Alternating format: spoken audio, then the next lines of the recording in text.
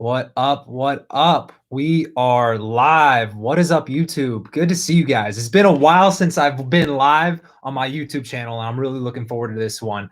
So for all the guys who join us live, welcome, welcome, welcome. And if you don't make it live, then sorry, man, you caught the replay. You didn't get to interact with me live. So on today's video, I want to cover something really cool for you guys. What's up, Alfred? And in this video, obviously, you can see from the title, I called it the two-step formula to make any woman want you in conversation. Now, as you're coming on, I want to get a quick poll. How many of you guys are on the email list? All right, because if you don't know, now you know. It goes down on the email list. I'm pretty much active there almost every single day. We already got one like. What up, guys? So in this video, I'm going to teach you the two-step formula to literally make any woman want you. And the reason why I want to do this today is because I feel like too many guys overcomplicate what to say to girls to make them attracted to them. And being that, if you don't already know who I am, and if you don't already have this book, being that I literally wrote the book on attracting women, 107 proven ways to get the girl, I feel definitely qualified to talk about this, especially if you've seen some of the clips that I've been posting on Instagram lately as well.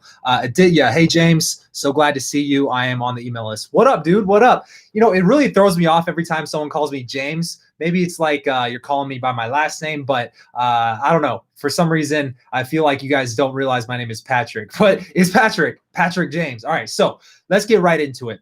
Now, listen, every single conversation, again, I feel like a lot of guys overcomplicate this, and I feel like being that there's thousands of videos uploaded about this topic every single day across the internet, it's easy for guys to not only get overcomplicated, but get kind of lost in the mess of all the things that you should and shouldn't be doing. And so hopefully this two-step formula really helps you see conversations from a different perspective. But the first thing I want you to understand is that a lot of conversations, pretty much 99% of man to woman conversations, especially in the context of dating, all have the same types of moments. For example, I have a quick list, right? The moment you introduce yourself to a girl. How many times have you met a girl and ended up actually telling her your name and vice versa? Well, that's a common moment to 99% of man to woman conversations, right? What are some other moments that are common? And as you guys are coming on, let me know. You know, this is an interactive conversation that we have going here, but you know, you got the moment you introduce yourself, the moment you shake her hand, the first awkward silence, the moment you break the touch barrier, the second awkward silence,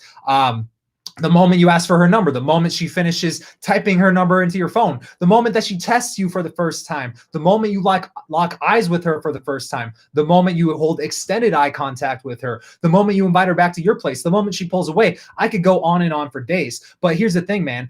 Why am I able to name these moments and you're able to relate to those, or at least picture yourself in a situation that's similar to that? Because these are moments that are common to most of your conversations that you're going to have while you're out on dates, talking to women, trying to get women on dates with you, and more importantly, trying to attract women. But I call these, if you're on the email list, you know this, but I call these hinge moments.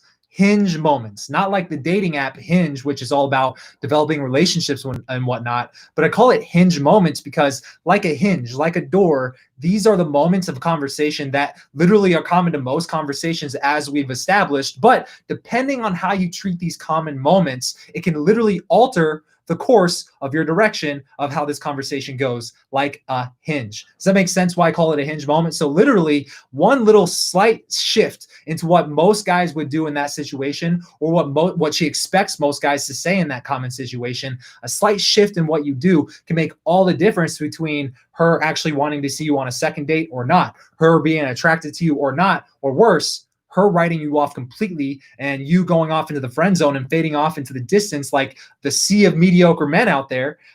That's the difference, is how do you treat these common moments, these hinge moments. And so the two-step formula, like I said, this is very, very simple once you start to really not only understand what a hinge moment is and how common they are to most of your conversations and interactions, but more importantly, when you start to be able to recognize these moments. The first step is to understand and recognize these hinge moments in your conversation. So as you're on here, some of the guys who are already on here, leave a comment right now. So Josh Hainsworth said, the moment you make her laugh. What up, Josh? What up, Odwa? I'm talking to the guys on Instagram if you're on YouTube. But yeah, what's up, guys? As you're coming on, let me know some of these moments that you've struggled with in the past, or maybe if you thought of a moment while I was naming some of those. Let's put those out there, because the more of these moments that we can understand and recognize, the better equipped we'll be going into further conversations or future conversations with women. All right. So these hinge moments, the two-step formula, very simple. And here's the thing: in this video, yes, I'm going to give you the two-step formula, but I'm trying a new thing. All right. I'm trying a new thing. I'm going to give it to you right away. And then I'm going to give you 2 bonus secrets, if you don't mind. So the two-step formula, the first step is understand and recognize what a hinge moment is, and that they're common to pretty much every conversation you're going to have, whether it's a first date, second date, maybe you've been hanging out with this girl for a while. And more importantly, that most men completely fuck up these moments. Here's why. They fuck up these moments because they go in winging it.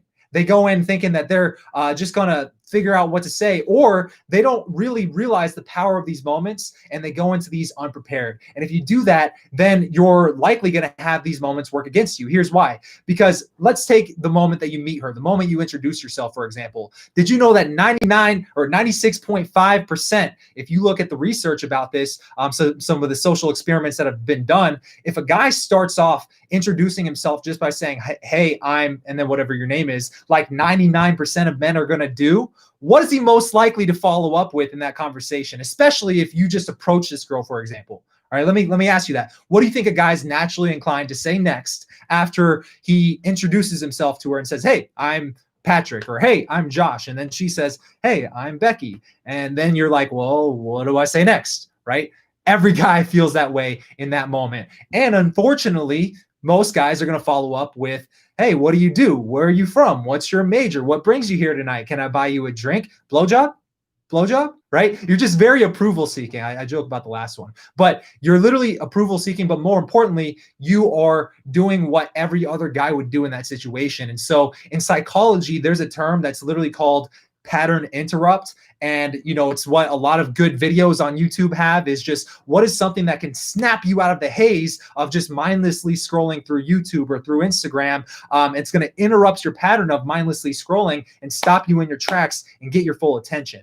All right. This is something that people in business, marketing, sales, YouTube creators, we think about the pattern interrupt quite a bit. But in your conversations, think about it the same, because the pattern interrupt, more than a tool, is an actual concept that can either work for you or against you. Because if you're not interrupting women's patterns while you're talking to them, by sparking that tension, by understanding that these hinge moments are the perfect moment for you to interrupt her pattern, because that's the moment she's expecting you to go one direction, just like every other guy, then you realize that interrupting her pattern in that moment is literally the best time. So if you think about what to say and you think about the timing of when you say it, these hinge moments are perfect for that. So the first step is understanding hinge moments and recognizing the power that they have for interrupting a girl's pattern and getting her full focus on you. Once her full focus is on you, once you're just not another random guy who approached her and is randomly talking to her and she's already bored out of her fucking mind, then you can move on to the second step in the two-step formula to make any woman want you, which is go back and resort to a proven set of words that you know will spark sexual tension, sexual attraction in the moment. All right. That is the moment that you have to spark the chase in your direction. And how do you do that? Well, obviously, there's a lot of different ways to do this. There's obviously a whole book about attracting women, but more importantly, it's what do you say in the moment? So many guys are at a loss of words for what to say. So if you can just really focus on how do I create tension? How do I interrupt her pattern right here in this moment, during this hinge moment, where whatever I say or don't say in this moment could completely alter the course of this conversation? That's the winning formula there. And like I said, it's a lot simpler, but most guys are going to overcomplicate it. Most guys are going to go out and they're going to be constantly psyching themselves out of what to say. They're going to be at a loss of words. They're going to hit the awkward silence and their face is going to turn flush red because they don't understand that this moment is very crucial. And if you go into it unprepared, then you're planning to fail. Like, what is that old phrase? If you fail to plan, you plan to fail, right? Which brings me to the second bonus thing that I want to talk about in this video, which is how to flip the script and get her chasing you in that exact moment. So I want to tell you a quick story, literally about the last girl who friend zoned me. And I say the last girl who friend zoned me because if you have been into improving your ability to attract women, if you have been following raw dating advice for a little bit, then you probably realize that when you start to actually go about dating women and flirting with women in the right ways, it's very hard for women to friend zone you, because a lot of times guys get stuck in that gray area between friends and dating, right? If you, I guarantee most of the men watching this or hearing this right now can relate to that. I know the last girl who friend zoned me, it wasn't even like, I want to be friends with you, stop hitting on me. It was, we flirt back and forth every now and then, but then she pulls away and I get confused and then I wonder what to say. And let me just ask you this. Have you ever wondered a lot about like a certain girl? Maybe it was a specific thing she said or a specific moment that you guys had. Speaking of moments, right? Have you ever found yourself obsessing about this when you're not with her? And maybe you're like laying in your bed at night, you're losing sleep, you're wondering what you did wrong, what you could have done different, why she's pulling away, if she still likes you or not. A lot of guys do this. A lot of guys paint these mental movies in their heads. And this girl definitely caused me to do that way back in the day before I got in the game. So the last time I got friend zoned was by this girl, and it was in that weird gray area between just friends and we're kind of dating, we flirt with each other, we go on dates, but we never get physical with each other, right? And so with that girl, I remember I had planned this big ass romantic date. It was one of my birthdays way back in my early 20s. I just turned 30 in 2020, so I'm going to turn 31. Holy shit! It is. I'm going to turn 31 in like 3 months. I just realized that. That's kind of depressing. All right. Or very exciting. So this girl, I was literally, I bought us tickets to like this Royals, Kansas City Royals baseball game on my birthday to go on a double date with her and her friend and me and my friend. And then afterwards, we were going to go back to my buddy's place. We were going to cook them dinner, which we did. And then, you know, this was the type of girl that I probably also bought flowers for at one point in time and sent those flowers to her work. Either way, that romantic shit, the over planning, the working so hard to get her approval by trying to do the romance and trying to guilt her into liking me, that's what I was doing. That was my strategy for success. And obviously, if you've been following Raw Dating Advice, you know that's not a good strategy for consistently attracting women. Trying to guilt women into liking you by being romantic, by sending flowers to her work, by confessing feelings, point blank, does not work. If it worked, you wouldn't be here watching this video right now, would you? Right? So the point is that doesn't work. And so if that's your strategy to flip the script and get her chasing you, it's just not going to work. At the time, I remember we ended that date after this big extravagant night that I had planned. I literally was walking her to her car, and it was that part of the night where we've all experienced it. You're walking out from if you're in a house or in a party or in a bar, you're walking her out to the car and you're in the driveway. Maybe the stars are out at night and it's kind of silent because the night's about to come to an end. But movies show us that, oh shit, we got to get the first kiss during this time and we got to end the night on a positive note, right? And so every guy is trying to do that. But in that moment, what do you think I said? In that one specific moment, the moment that we've all likely experienced, one of those common hinge moments like we already talked about, I literally said, oh, the weather is really nice out tonight. Yeah, I literally started talking about the weather, and let's just say it didn't work out in my favor. I went nuts over this girl. This was like the girl who inspired me to get in the game, because it was the moment that I became both desperate and inspired to improve my ability to attract women. And I say inspired and desperate because Tony Robbins, classic personal development guru, he always says that people only change in one of two ways: through inspiration, through desperation, or both. And I can promise you right now, if you're looking up dating advice on Instagram or YouTube, if you have any of my courses, if you're subscribed to this channel, then there's probably already been a moment in your life where you hit that all-time low, where you had that moment of realization, that light bulb moment, like, hey, I need some help with this because my current strategy isn't working right now. So you understand what I mean when I say you're both inspired and desperate to change. Literally, that's the only way that anybody will ever change, because if someone's completely content, if someone's completely happy, if they're not willing to step outside of their comfort zone, if they don't have a strong why for stepping outside of their comfort zone, they're never going to do it. And here's the thing, and the whole reason why I tell this story is because what you say in conversation, what you do to make women want you, what you do to spark that chase, the momentum of it in your direction, is going to be uncomfortable for a lot of guys. It's going to be outside of your friend zone. I'm going to ask you to do things that you've probably never done before, and more importantly, do things that you feel like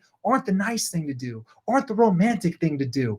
But I'm telling you, if you can momentarily suspend that fear of stepping outside of your comfort zone and doing something that's not inside of the box that you've always lived, then I promise you that's the only way you're going to get results that you've never gotten before, is by willing to take that leap, take that step. And so what you need to understand is, obviously the first step is understanding what a hinge moment is, being able to recognize what those moments are, and more importantly, keeping an eye on this in the future so you can always self-correct, and even moving forward thinking, well, what could I have said in that moment that where I know I fucked up? Like the story I just told you, I know for a fact I fucked up. In retrospect, hindsight is always 2020. But at the moment, I just knew I had nothing better to say other than talking about the weather. Maybe I didn't know that it was like not the best topic of conversation, which is a whole other side note. But I want to give you basically the 3 triggers of conversation that's not only compelling and engaging, but chemically addictive, right? Because the reason why you've in the past maybe felt like there was a girl that was consuming your every thought, you lost sleep at night wondering about this girl, or if you messed up, or how you could get her back, or planning out this future scenario where you do this big, bold, romantic gesture, you go for the kiss, you give her the hug, you confess your feelings. And here's the thing, if you've already done that, you know it doesn't work. If you haven't, let me save you a lot of time and heartache. It does not work. Those are not good strategies for success. Most of the men who get into dating advice, it's because they hit one of those all-time low moments. And I would say about 80% of the guys I talk to, which you can only imagine, we just hit 29,000 subscribers on YouTube. I talk to guys within my business who are considering coaching, who are getting coaching, who buy my book and email me. Most of these guys had a very similar starting point that got them into game. Their low moment had to do with them making one of those major Hollywood rom-com mistakes that simply don't work. Yet Hollywood has trained you to do this. And that's a whole other side note too. But why is it that Hollywood has trained you to do this? Well, long story short, monetarily, they're motivated to do it because Valentine's Day is one of the biggest days of the year as far as business goes. I think in 2020, the statistic I saw, more money was spent on one day, Valentine's Day, by men than all of the quarterly revenue for one quarter of Amazon, the biggest company in the world, right? So in 90 days of what Amazon makes, men spent that in one day on Valentine's Day, right? So you can imagine the monetary motivation to really keep you bought into the romantic storyline, that romance and confessing your feelings works, when it really doesn't. Because again, you're not using your own skills, your own game to actually get this girl interested in you in conversation. You're using an external object to guilt her into liking you, and it's a completely different thing. It doesn't work. So here are the 3 triggers of chemically addictive conversation, the type of conversation that's going to get her wondering and obsessing about you, right? So the first signpost, and these are more just signposts, and again, these are all just things, more than anything, hopefully from this live stream, I can help you basically just have more perspective in the moment. That way you can self-correct in the moment when you're in conversation with these girls. Because at the end of the day, I can tell you what to say, I can tell you what to do, I can tell you when to say it, but if you're unwilling to actually just kind of keep these things in mind and actually just self-correct in the future, then your results are capped, right? So a lot of this stuff we're covering, these are kind of just paradigm shifts for you to make in these conversations. So the first kind of trigger that I want you to really keep an eye on in your future conversations is, what am I saying during this hinge moment? Does it, 1, get her chasing my approval? Right? Because here's the thing. We talk about the concept of chasing, who's chasing who. And from my experience, just from my humble opinion of seeing a lot, literally thousands of guys go through the similar process, and also my own firsthand experience, either you're chasing women or they are chasing you, right? When I was getting friend zoned a lot from the girl I told you before, and before that, I got friend zoned by pretty much every girl I liked.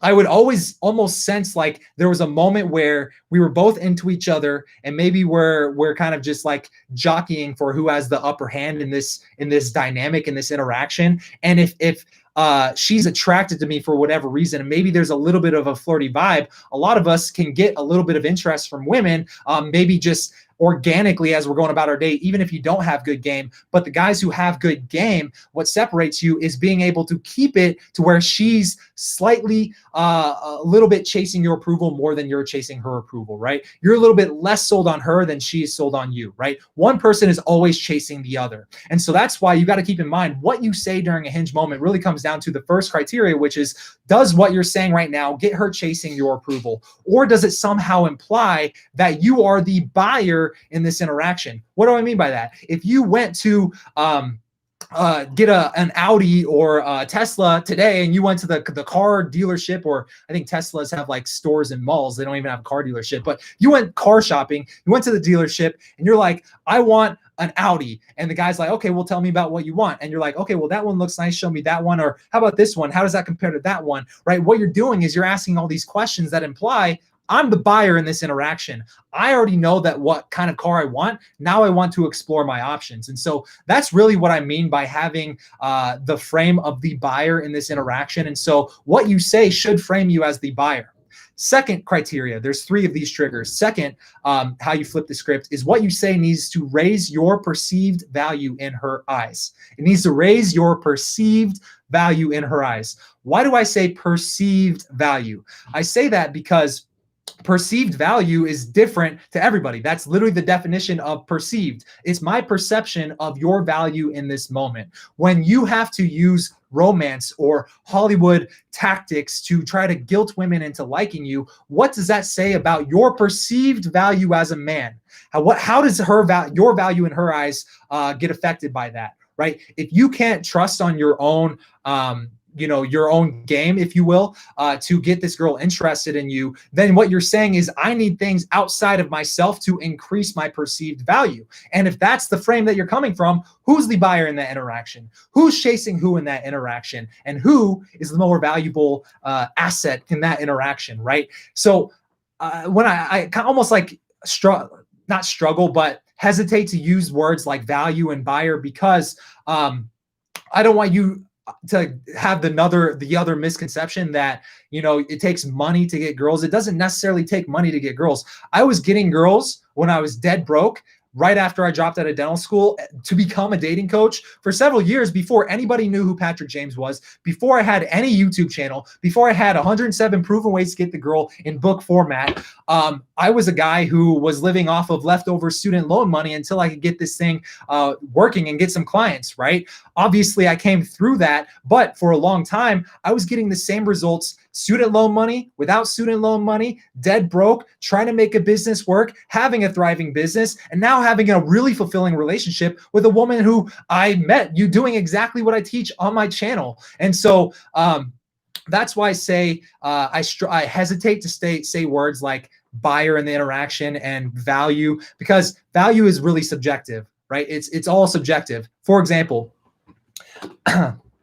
if you were in the market for headphones, right? And you were like, okay, I want to buy some headphones. And these Bose noise canceling headphones seem really legit. They seem really cool, but I'm not quite sure if they're for me. Well, here's the thing. If I told you, well, these Bose headphones, they are $200.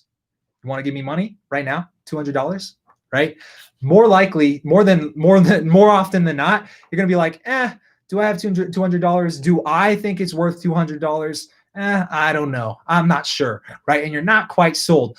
But if I told you, hey, normally these headphones, they're $500 and they're sold out pretty much everywhere. But if you buy this last pair of headphones today, what I can do is I can get you a significant discount for just $200 and get these for just $200. Now your perceived value in the moment is, holy shit, I'm getting a pair of $200 headphones for $300 less than everybody else. As soon as I added that little point for you to compare and contrast to, now the perceived value of these became way more appealing to you in the moment. And so not only do you want to get her chasing you, aka framing yourself as the buyer in an interaction, but more importantly, also at the same time raising your perceived value in her eyes. And so there's a handful of ways to do this, but if you can kind of keep that as a gauge in your conversations, especially during those hinge moments, that's going to help you out. And then the last thing, this one's the most crucial, right? What you say in the moment needs to fly under the radar.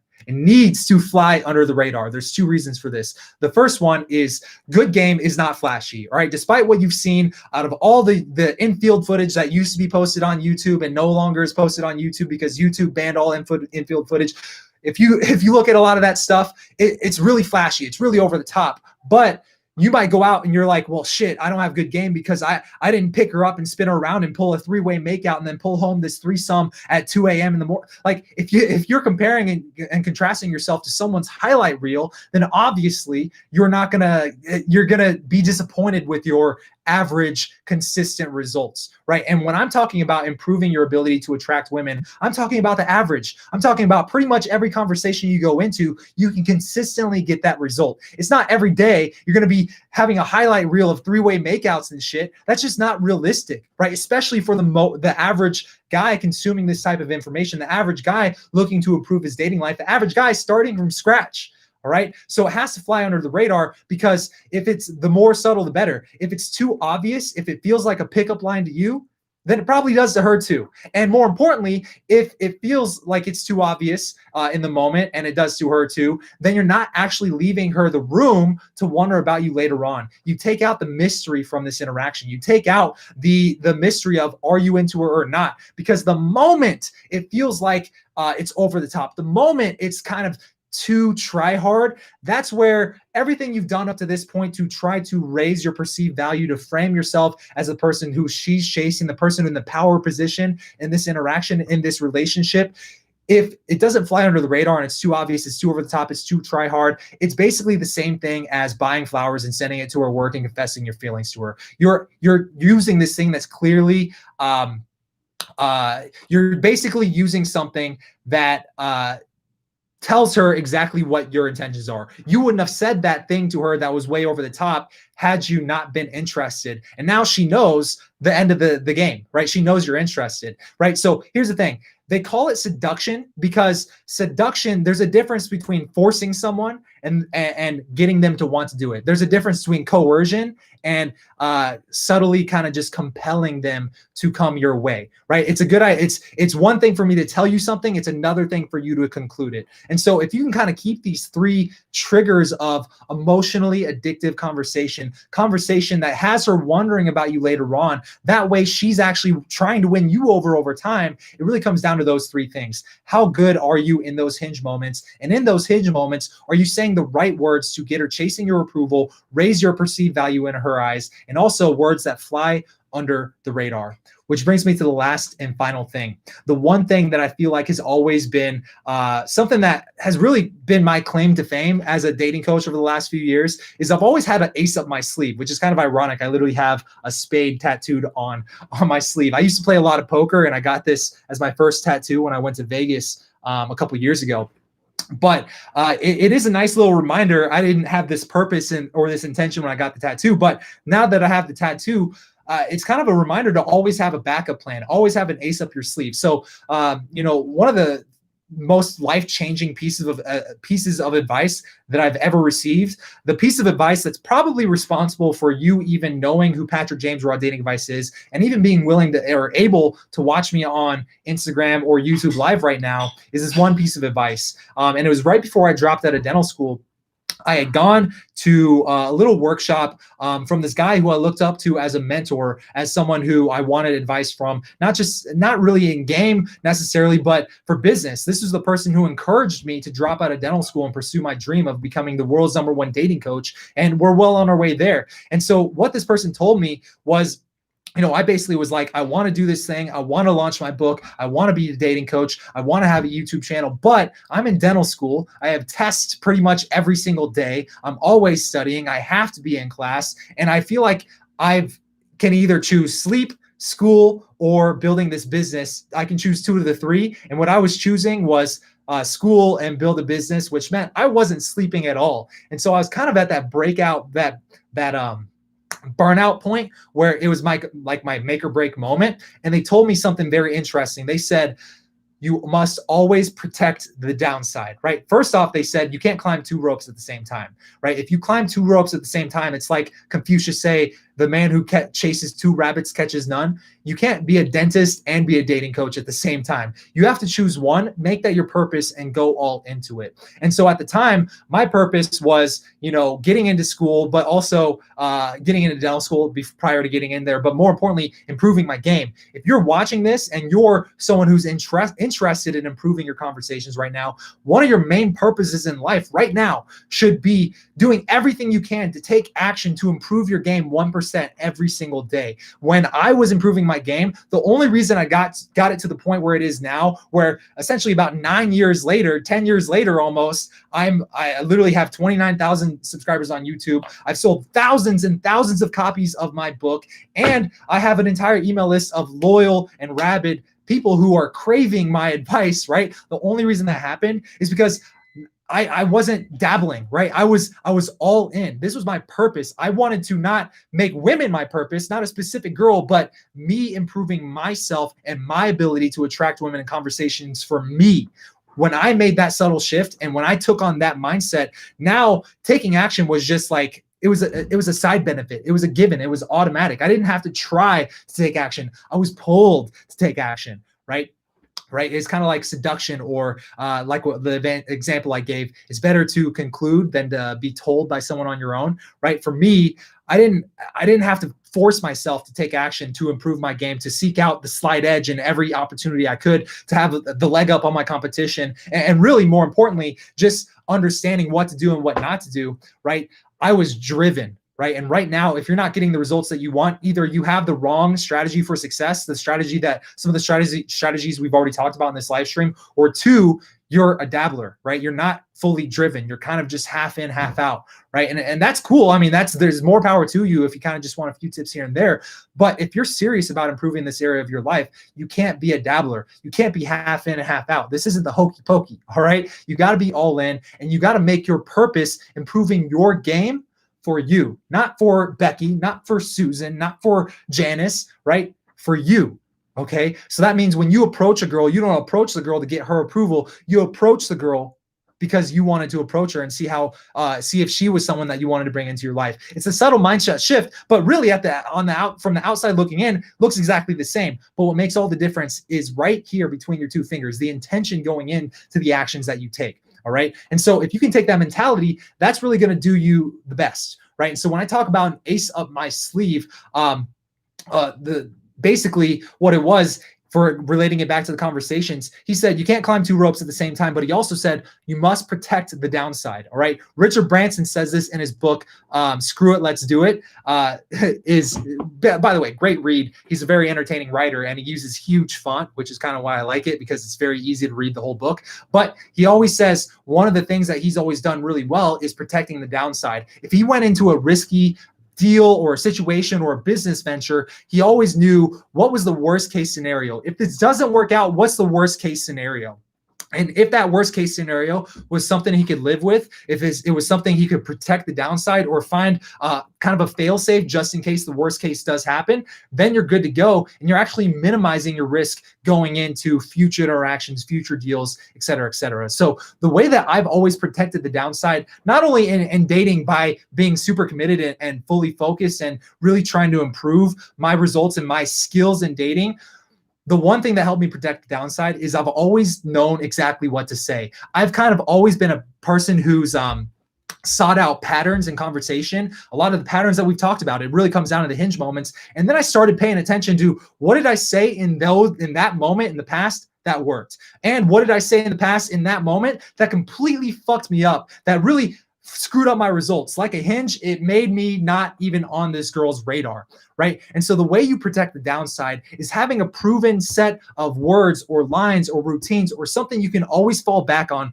should the moment come to it. Why do I say this? Because here's the thing. There will come a time where you too meet a once in a lifetime type of woman in your life. I don't know how, and I don't know when. Maybe it's your celebrity crush, or maybe it's a girl who checks all your boxes. She's your perfect 10. In that moment, do you really want to be left up to your own devices? Do you want to really leave that conversation up to chance? Or do you want to have a proven set of words that you know for a fact will get you a consistent and predictable result, a result that you've gotten many times before in the past, right? That's how you protect the downside. That's how you always have an ace up your sleeve, right? And so ever since then, ever since that moment where I dropped out of dental school and I realized, shit, if I drop out of dental school and I become a dating coach and I try to make it work, worst case, if it doesn't work, I can always just go back to dental school. I don't want to go to dental school, but I could always just go back to dental school should I have to, right? But I was determined to never go back. In fact, they called me up a year later and asked if I wanted to come back. They held my spot for the following year. And I said, you know what?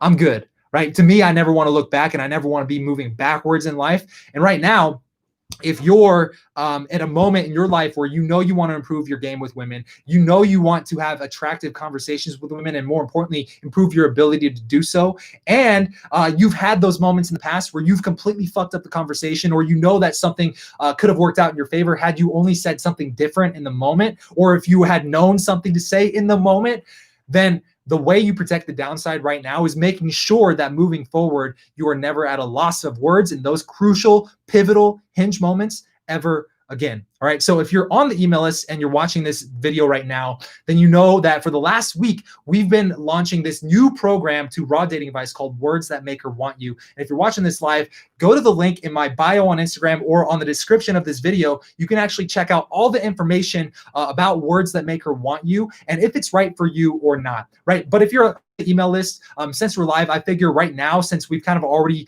been talking about conversations, and literally today is the last day for you to join us inside of Words That Make Her Want You. I want to be able to answer any of the questions that you guys have if you've already been considering this course of this program. But more importantly, inside of Words That Make Her Want You, if you have not heard about it yet, what you'll receive. And again, I encourage you to click the link in the description and check out the page right there, because that's going to give you way more specific details than I can give you, just kind of paraphrasing what it is right here. But basically, it's 90. There's about 5 different aspects to it. The first aspect is the scripts. What do you say in the moment? I've got 93 pages of 40 plus scripts for every common hinge moment that I've encountered in my entire dating life and that I've seen other guys encounter too. And I figured out exactly what to say. These are time-tested line scripts and routines for those moments. So what do you say? The words that make her want you in those hinge moments. That's the first thing you're going to get. The second thing you're going to get is the Casanova conversations, right? So what inspired me to create this is basically I had seen Neil Strauss, author of the book The Game. I don't have The Game on my desk right now, but if you've ever read The Game, if you've ever heard of it, Neil Strauss, he's one of the original pickup artists from the early 2000s, and he only found out about pickup artistry or just ability to improve your ability to attract women because he was a Rolling Stones writer and he wanted to write an article about this. Well, anyways, he got super good at this, and back in the day, they would have like go-to scripts and routines. And this man was on national television, late night television with Jimmy Kimmel. And the first guest that night was Jessica Alba, the Jessica Alba, right? How many of you guys have actually seen this clip that I'm talking about? And in that moment, Jessica Alba did her little interview, did her segment. The second guest to come out is Neil Strauss, and he's obviously promoting his book, right? And so because he's like this guy who wrote a book about picking up women, Jimmy Kimmel instantly goes, yo, why don't you try out one of your top pickup lines on Jessica Alba, right? Now, how many of you guys, if you were in that moment and someone challenged you to try to pick up Jessica Alba, how many of you would have actually done well in that moment? Well, in that moment, if you've seen the clip, if you already know what happened here, Jessica Alba started qualifying herself, started selling herself, and more importantly, the chase was sparked in his direction subconsciously because of one little routine that he had memorized beforehand and something that he fell back onto when the moment called for it. And so Casanova conversations, you're not going to get 1, you're not going to get 2, but you're going to get 10 of my go-to powerful routines for that moment where you need something to work. Right. And that's why I say use these with caution, and they're separate from just the scripts themselves. These are a dedicated video series. You're going to get all 10 of those as part of Words That Make Her Want You. The third thing you're going to get is silent seduction secrets, because nonverbal communication also plays a role. The fourth thing you're going to get is bulletproof buyer frame. We talked about the buyer frame, and how do you have a bulletproof buyer frame? Well, there's 19 paradigms to having a bulletproof buyer frame and really putting it into action with women. That's the other thing you're going to get. And then the fifth thing you're going to get is the seductive small talk blueprint. Like I said, every moment, every conversation, especially between men and women, has those specific moments that are pretty much common to most of those interactions. About 98% of them, I would say, have all those same common hinge moments. Well, what you don't also know, what a lot of men don't know, is that most of those conversations also follow the same exact structure, the same exact conversation blueprint. And so the seductive small talk blueprint is me kind of just taking everything else in Words That Make Her Want You and putting it into one cohesive blueprint for you to actually take action with going forward. And then there's a couple of other bonuses that you can read about on that page as well. Again, the link is in the description. Highly recommend checking it out, especially because today is the last day. And I'm only announcing this on YouTube because if you're not on the email list, then obviously you get less time to get inside while the doors are still open. So let's answer a couple questions for the guys who either are on the live stream and have already been considering it but are still on the fence, or if you're on the email list and you've still been on the fence. Let's address some of those common questions right now.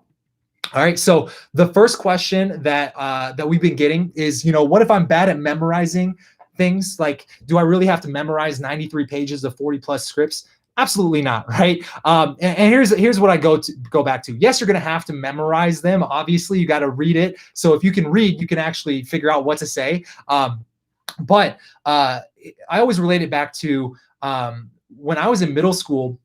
I used to sit in front of my computer, my parents' computer, for like hours and hours and hours on end after school. And I would play like the most popular songs on this thing that used to be called Yahoo Music. So I'd play like 50 Cent in the Club. I'd play Lose Yourself by Eminem. And I'd play all of my favorite rap songs. And I would repeat them over and over and over again. And I would try to memorize every single word of the rap song. And then I'd be with my friends. And I felt like it was like the cool thing if I could impress them with all the words that I knew.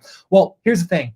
Memorizing lyrics to a song, just like sometimes you maybe have heard a song and you find yourself singing along to it right away, or maybe you've heard it once and then it gets stuck in your head. It's kind of the same thing here.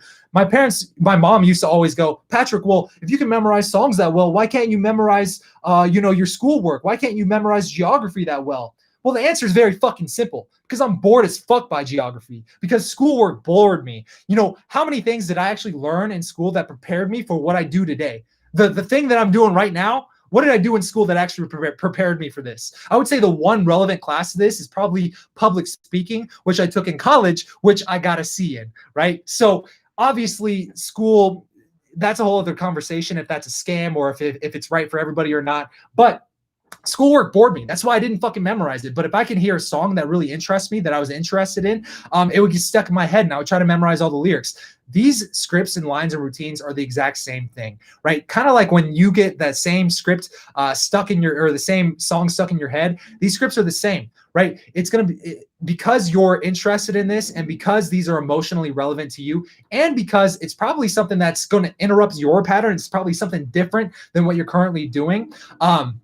Then it's going to be easy for you to memorize this. And in fact, I venture to guess that these will be so easy for you to memorize that you'll almost think in the moment that you came up with it. You'll forget that you read it in the program. I know I've done that with like business shit and stuff. I'm like, I'm a genius. And then I'm like, oh shit, I heard that business golden nugget from that book I was listening to yesterday, right? So it'll be so easy for you to actually memorize these and actually work them into your conversations that it's almost going to feel like you came up with them in the moment. And that's by design. Like I said, all these scripts have the 3 criteria where they're designed to get her chasing you in conversation. They frame you as the buyer. They're designed to raise your perceived value in her eyes. More importantly, they fly under the radar. And that's exactly why they're so easy to memorize. And then lastly, talking about moments, you already kind of starting to understand what hinge moments are. But if you've ever felt like, sometimes, just like the songs get stuck in your head, or maybe sometimes you feel in the mood to listen to a certain song, you'll kind of intuitively feel when the right time to use some of these scripts are. And so I'm not worried that you're going to have trouble memorizing or implementing any of these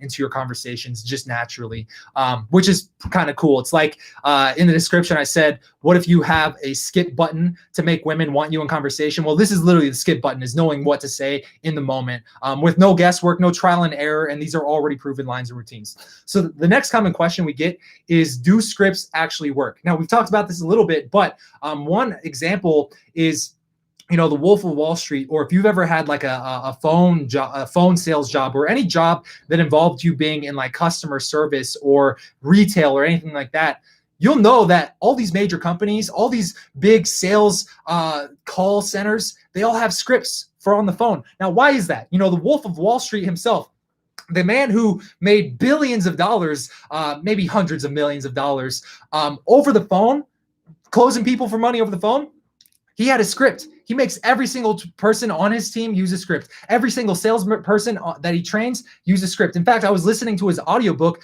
I think it was like the Straight Line Sales some system, or like The Way of the Wolf, I think is the name of his audiobook. It's literally a whole book about how he makes his scripts. Right. And so if you're thinking if scripts work or if they don't work, one, I would highly encourage you to, just look at the matrix for a second, if you will, and realize that scripts are literally everywhere in our world. And why is that? Because they're the only way to get consistent and predictable results time over time, especially in the way that we're talking about in dating, because so many of these conversations are so common to pretty much every girl you'll meet or girls that you'll be trying to go on dates with, that you are literally at a disadvantage if you don't have this script in your back pocket to bust out when the time calls for it, or if you need it. Right. And so scripts definitely work. But more importantly, there's a really cool video. It's about a 30-second clip of me using one of these Words That Make Her Want You scripts at my last boot camp with a girl who was there as a wing woman. And literally she had no idea what the exercise we were going to do was. She didn't know the context. In fact, this was the second day I had ever met her because she was a friend of the other wing girl who I basically invited. And so literally I used it in that clip. You'll see exactly how she reacts. And so if you click the page in the description and you watch that 30-second clip, you'll see for yourself exactly how powerful some of this stuff is. The next common question we get is, what about nonverbal communication? Isn't that important too? Well, I already kind of told you that one of the modules, one of the 5 parts of Words That Make Her Want You is called Silent Seduction Secrets. And yes, nonverbal communication is very important, right?